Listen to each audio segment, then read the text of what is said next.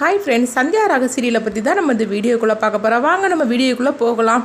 புவனேஸ்வரிட்ட வந்து கார்த்தி சொல்லிட்டு இருக்கிறாங்க, அந்த கதிரை சும்மா விடக்கூடாது, இப்படியே விட்டுட்டு இருந்தோம்னா அவன் எப்படியாவது நம்ம இந்த கல்யாணத்தை நிறுத்தணும்னு சொல்லிட்டு ஏதாவது திட்டத்தை போட்டுகிட்டே இருப்பான். அப்படிங்கும்போது இப்போ புவனேஸ்வரி சொல்கிறாங்க, கதிரை வந்து நம்ம எதுவுமே செய்திடக்கூடாது. சொல்ல போனாக்கி கதிருக்கு வந்து நம்மளால் எந்த வித ஆபத்து வந்துடக்கூடாது. எது செய்கிறதா இருந்தாலும் சரி தான், ரகுரன் மூலியமாக தான் நம்ம செய்யணுமே தவிர நம்மளாம் வந்து அவனை டச் பண்ணிடக்கூடாது அப்படிங்கிறாங்க.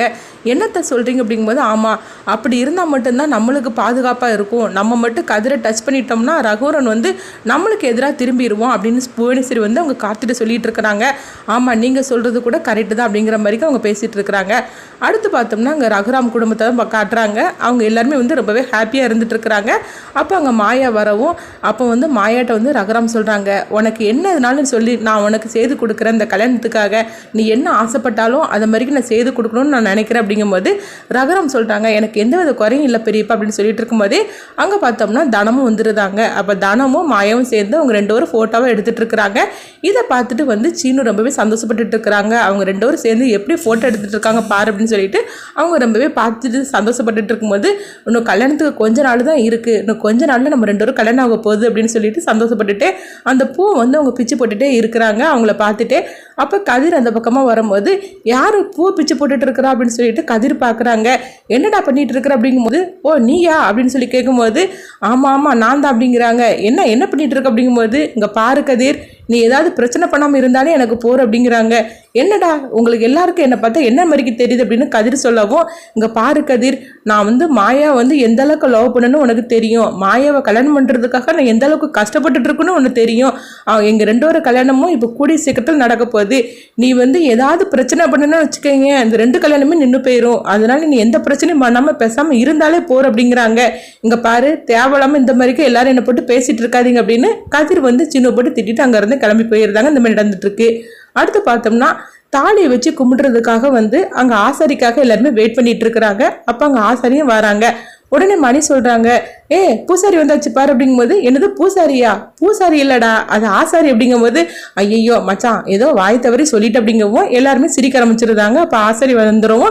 அப்போ வந்து இந்த தாலி எடுத்து செய்யறதுக்காக அந்த தங்கத்தை போய் எடுத்துடுவோம் அப்படின்னு சொல்லவும் பத்மா வந்து சரி அப்படின்னு சொல்லிட்டு அந்த தங்கத்தை எடுக்கிறதுக்காக போறாங்க. அப்போ அவங்க போய் எடுக்கிறாங்க. அதை பார்த்துட்டு அவங்க நினைக்கிறாங்க, இந்த தங்கம் வந்து என்னுடைய சாரு கழுத்துக்கு தான் ஏறப்போகுது இந்த தாலி வந்து அப்படின்னு சொல்லிக்கிட்டு பத்மா வந்து ரொம்பவே சந்தோஷப்பட்டுட்டு அந்த தங்கத்தை கொண்டுட்டு வராங்க. அதை கொண்டுட்டு வந்து அவங்க ஆசாரி கையில் கொடுக்கவும் அப்போ மாயா வந்து அவங்க படப்படான்னு அங்கேருந்து கிளம்புறாங்க.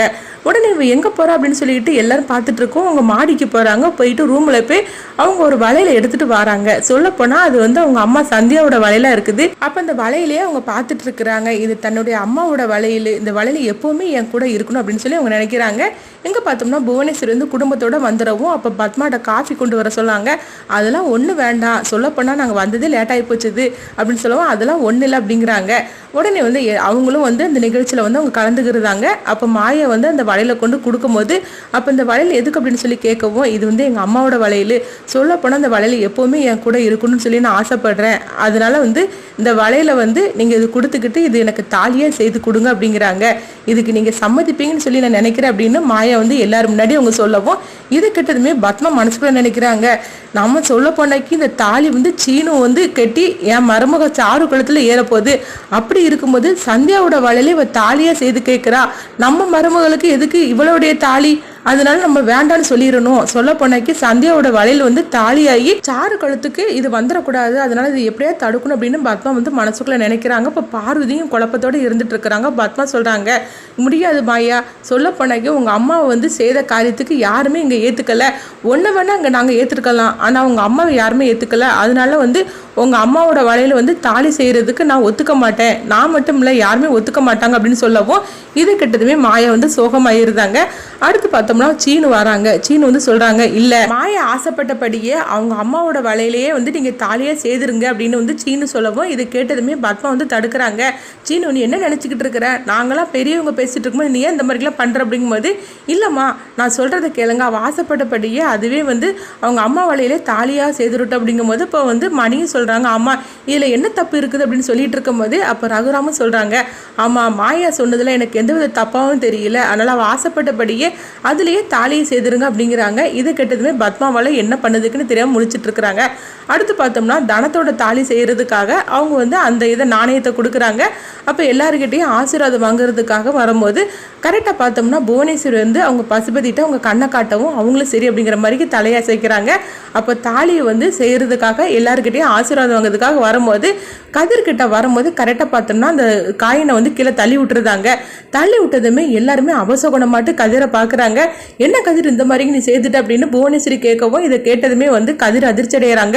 நான் உனக்கு கீழே தள்ளி விடலை அப்படிங்கும்போது நீ என்னதான் வந்து கோவம் இருந்தாலும் சரிதான், அதுக்காக தாலியை போய் நீ கீழே தள்ளி விடலாமா, இது எவ்வளோ பெரிய அபசகுணம் தெரியுமா அப்படின்னு புவனேஸ்வரி சொல்லவும் இது கிட்டதுமே ரகுராம் வந்து கோபத்தோட ஓடி வராங்க. உனக்கு எவ்வளோ தைரியம் இருந்தாலும் இந்த மாதிரிலாம் பண்ணுவ கதிர் அப்படிங்கவோ, மாமா நான் தாலியை கீழே போடவே இல்லை மாமா, நான் தள்ளி விடவே இல்லை, என் பின்னாடி இருந்தால் யாரோ கீழே தள்ளி விட்டாங்க அப்படிங்கிறாங்க. ஆனாலும் ரகுராம் வந்து கேட்குற நிலைமையில இல்லை. புவனேஸ்வரி வந்து கொஞ்சம் போட்டு கொடுத்துட்டே இருக்கிறாங்க. அதனால வந்து ரகுராம் அவங்க சொல்கிறதான் கேட்குறாங்களே தவிர கதிர் சொல்கிறது எதுவுமே அவங்க காது கொடுத்து கேட்குற நிலைமையில இல்லை. இதனால ரகுராம் வந்து கதிரை போட்டு அடிச்சிருந்தாங்க. இதை பார்த்துட்டு புவனேஸ்வரி, கார்த்தி, பசுபதி 3 சந்தோஷப்பட்டது. இந்த மாதிரி தான் இந்த எபிசோட எடுத்துகிட்டு போகிறாங்க. அடுத்து என்னன்னு சொல்லி நம்மளும் வெயிட் பண்ணி பார்க்கலாம்.